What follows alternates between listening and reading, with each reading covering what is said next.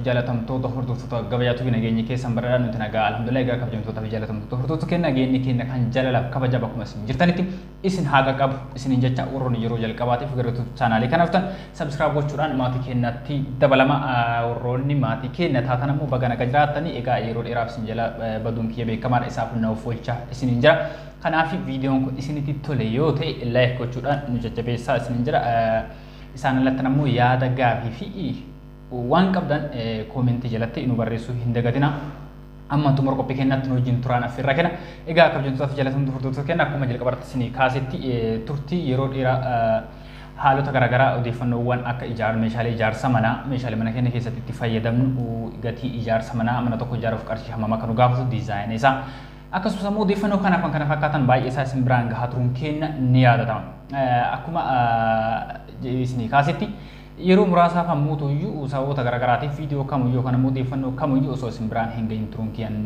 ni yaadatama kanaaf isaaf ammoo naaf oolchaa isiniin jira kanaaf wantoota garaagaraa isiniif dhiyeessee dhufee jira guyyaa har'aas isaan alatti sammuu odeeffannoowwan garaagaraa karaa kamiin akka nu argachuu dandeettanii sababa isin jala badeefis kana booda ammoo akkamitti akka waliin adeemnu kan kaafu ta'a isiniin jira hamma xumura qophii keenyatti ammoo nu hordofan affeerraa kenna viidiyoon gabaabaa waan ta'eef hamma xumura ilaala akka ilaaltan ammoo affeeramtanii jirtu affeerraa kanatti ammoo fayyadama isin jechuu barbaada kanaaf yeroo baay'ee ani yoo dhufu odeeffannoo biraas haa qabadhu dhimma biraatiif isaa dhufu namni baay'een kan ittiin hin eegu gatii meeshaalee ijaarsa manaa qabatee dhufee laata herreega mana tokko hojjetee dhufee immoo meeshaalee mana keessaa nu waraabee viidiyoo qabatee dhufe jettanii tilmaamuun keessan waan shakkii hin qabu kanaaf wanta amma kaase kanas qabadhee isin dhufee jira amma qofa osoo hin taane kana duras wantoota akka kanaa akkuma kana dura isin biraa gahaa turetti kan isin biraan gahu ta'a isaan alatti ammoo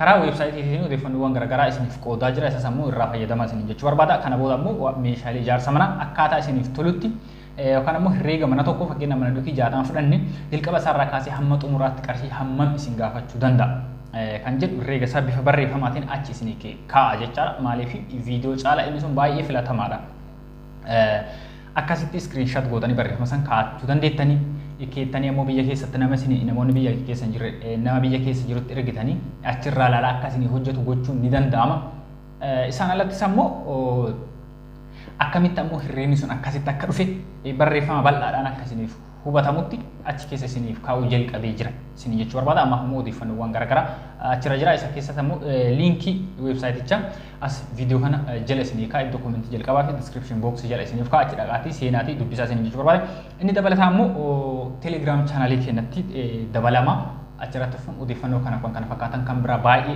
kan isinii kaa'u ta'a isas ammoo asuma description box kana jala isinii kaa'a waan ta'eef achittis dhaqaa achittis dabalama odeeffannoo isinii akka ga'u barbaadan gaafachuu dandeettan odeeffannoon isinii ga'u ammoo arguuf beekuu dandeettan jechaadha kanaaf guyyaa har'aa wanti isinii qabadhee dhufe meeshaalee ijaarsa mana gatiin isaa yeroo kana maal fakkaata ka jedhu qabadhee isinii dhufee jira qorqorroo tokkoffaa lammaffaa yookaan immoo qorqoowwan biyya keessatti gurguraman kan ijaarsa manaatiif ta'u kan dallahaadhaaf ta'u hunduma isaa gadi isaa qabadhee isinii dhufee jira lammaffaa ammoo feerroo sibiilli warroonni mana bolokkeettiidhaan ijaaruu barbaadaniif akkasumas ammoo dallaa keessan bolokkeettiidhaan dallahuu barbaadan feerroo abbaa 10 abbaa 8 12 14 walumaa galatti ijaarsa manaatiif kan oolu danda'u qabadhee isinii dhufee jira lammaffaan ammoo gatii simmintoota yeroo baay'ee gatiin isaa ol ka'uudhaan wal qabate akkasumas ammoo namni mana bolokkeettiin haa ijaaru mukaan haa ijaaru isa kana beekuu ni barbaada waan ta'eef isas qabadhee isin dhufee jira kanaaf tokko tokko isin biraan kan ga'u taasisan ammoo na hordofa.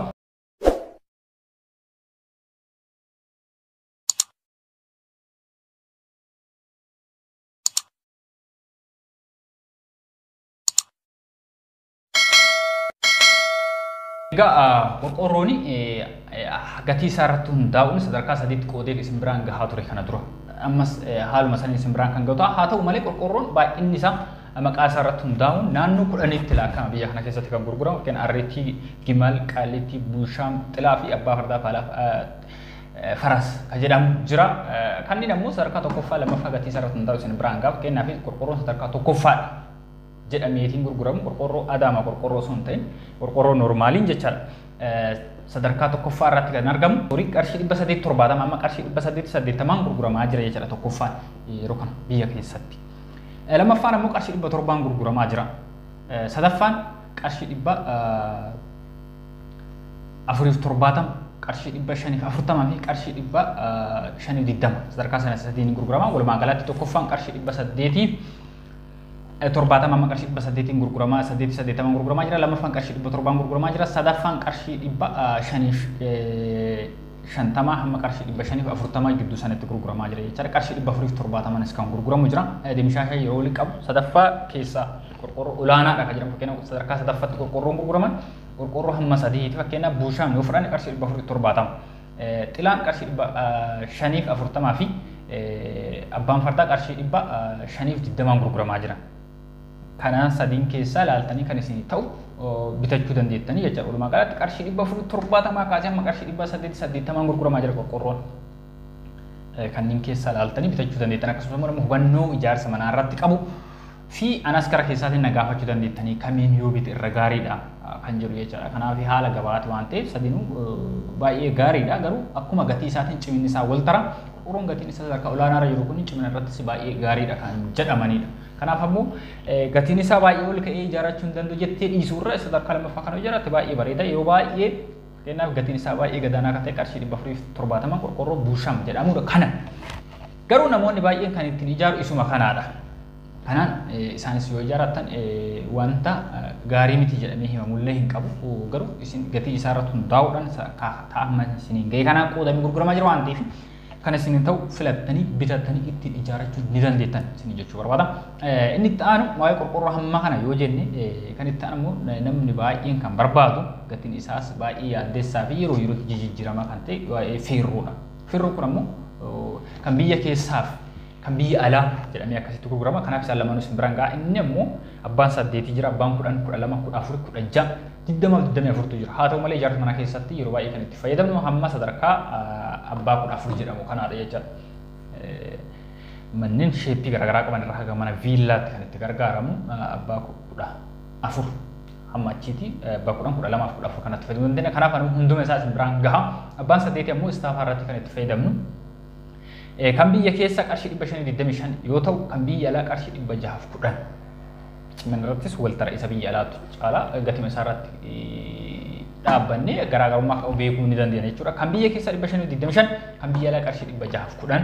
Abbaan kudhanii ammoo kan biyya keessa dhibba saddeet digdamii shan kan biyya alaa dhibba sagaliif digdama qabataan afaan adeemuu ni dandeettani. Abbaan kudha lama ammoo kan biyya keessaa kuma tokkoof dhibba sagaliif sagaltama kan biyya alaa qarshii kuma tokkoof dhibba sadiif saddeettamii shan. Abbaan kudha afurii kan biyya keessaa kuma tokkoof dhibba jahaaf digdamii shan kan biyya alaa ammoo kuma tokkoof dhibba sadiif saddeettamii shan. Abbaan kudha lamaa jechuudha.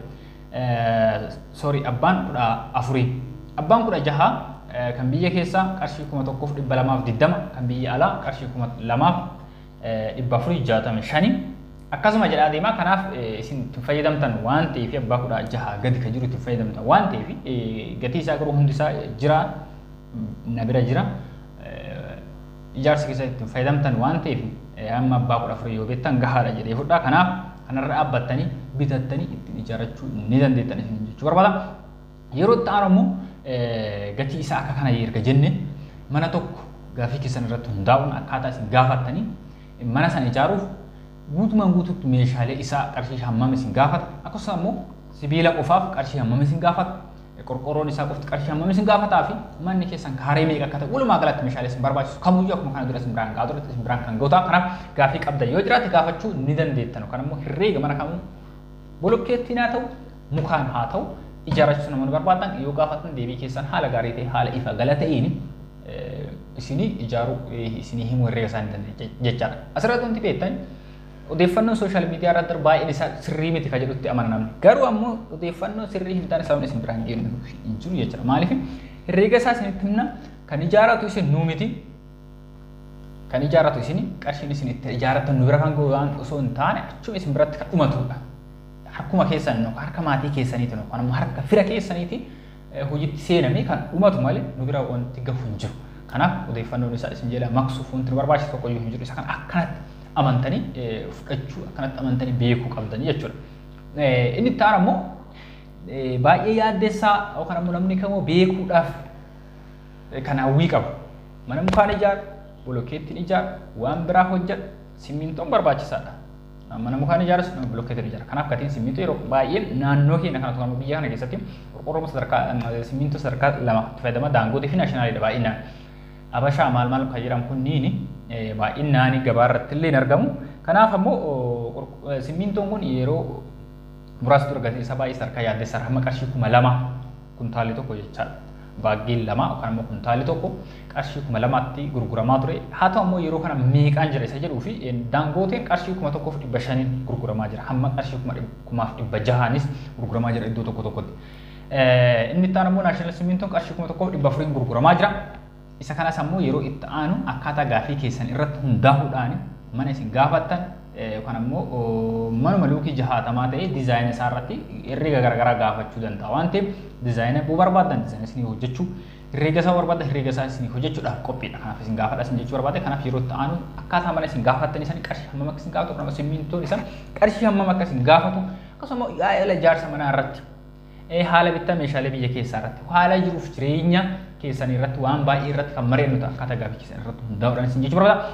Egaa akkuma jennu jaalatamtoota hordoftoota keenyaa wanta na hordoftan galatuma akkuma isin jedhe ammas irra deebuudhaan as viidiyoo kana garjallaa irratti linkiin weebsaayitii jira. Fakkeenyaaf viidiyoo amma akkan isin dhiyeesse kana tarii yeroo isinitti dubbadhu qabachuudhaaf isin rakkisuu danda'a. Barreeffachuu barbaadan barreessanii odeeffannoo san bifa qabatamaan nama mana isin ijaaru nama meeshaa san isin bitutti kennuudhaaf baay'ee mijataa ta'uu dhabuu danda'a waan ta'eef achi jalatti ammoo barreeffamaan jira barreeffama san barbaadan irraa barreeffachuu yoo barbaadan ammoo suuraa irraa kaaftanii namas erguu dandeetta waan ta'eef kanaaf linkii isaa description box jala isin kaa'achi dhaqaatii seenaatii dubbisaa laalaa isin jechuu barbaadan dabalatan ammoo gara telegiraamiitiin dhuftanii gareetu jira achi keessatti gahee keessan bahachuu odeeffannoo jiru ilaaluu gaafii yoo qabaattan achi jalatti gaafachuu ni dandeetta isin jechuudha. Kana booda ammoo karaan banaadha odeeffannoo barbaadan isin biraan gahu akkasumas immoo wantoota garaagaraa mijeessuu irratti argama. Isaan sanis gaafa mijeessee gaafa xumuree hojjettise odeeffannoo isaa kan isin biraan gahu ta'a. Kana booda waa'ee jireenya keenya